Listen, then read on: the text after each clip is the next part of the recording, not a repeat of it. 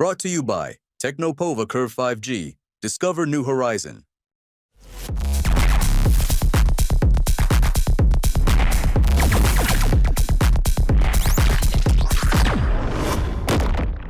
एक और नेता की बात कर लेते हैं, चिराग पासवान, जिनका दिल बिहार में इस वक्त ज़्यादा लग रहा है। दिल्ली से वो दूर जाते नज़र आ रहे हैं। जनरल सीट से लड़ेंगे, ऐसा उन्होंने और उनकी पार्टी की तरफ से दावा किया जा रहा है। और वो ज़िला होगा शाहाबाद। ऐसा कहा जा रहा है कि शाहाबाद की किसी एक सीट से चिराग पासवान लड़ सकते हैं विधानसभा का चुनाव।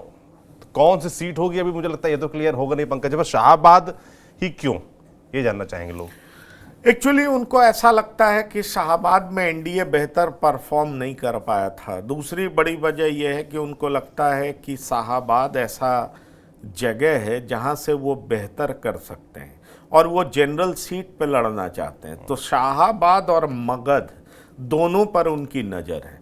वैसे जब बिहार से चुनाव लड़ेंगे तो कहा जा रहा था अलौली से चुनाव लड़ेंगे, जहां से उनके पिता दिवंगत नेता रामविलास पासवान लड़ा करते थे। उसके बाद नवादा का नाम आया और नवादा भी जनरल सीट है, वहां से चिराग चुनाव लड़ना चाह रहे हैं। अब शाहाबाद की चर्चा हो रही है।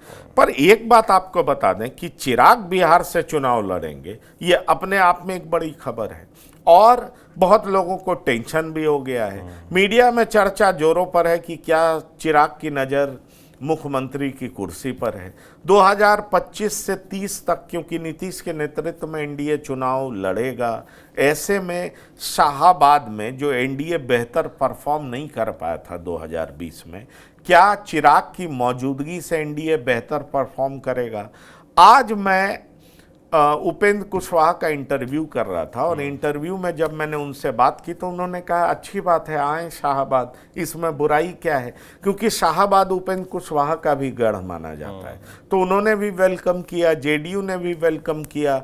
पर चिराग की अपनी एक नज़र शाहाबाद पर इसलिए है क्योंकि उनको लगता है कि हम बेहतर वहाँ से कर सकते हैं, एक दूसरा मैसेज हम वहाँ से दे सकते हैं, हम अपना वोट बैंक का आधार बढ़ा सकते हैं, हम जनरल मासेस का लीडर हो सकते हैं। जो 6% का लीडर माना जाता है, उनको लग रहा है कि अगर नीतीश कुमार की तरह लीडर बनना है तो हमें अपना वोट बैंक का आधार बढ़ाना होगा। और शायद इसी प्रयास में वो लगे हुए हैं। यंग हैं, चार्मिंग हैं, आकर्षक हैं, तो इसका भी उनको फायदा मिलता रहा है।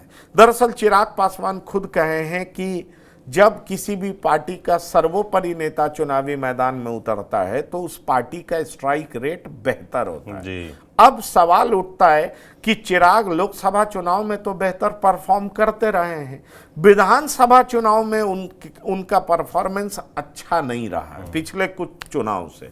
तो अब चिराग के उतर जाने से क्या एलजेपीआर बेहतर परफॉर्म करेगी, क्या सरकार बनाने में उसकी भूमिका बड़ी होगी, इन सब बातों पर निश्चित तौर पर एलजेपीआर सोच रही है, बेहतर टैली करना चाहती है, प्रदेश में मजबूत पकड़ कायम करना चाहती है। क्योंकि चिराग ये मानते हैं कि उनके पिता अगर 2005 में प्रदेश की राजनीति पर जोर दिए होते तो आज प्रदेश की राजनीति उनके इर्द गिर्द घूम रही होती और चिराग भी मुख्य।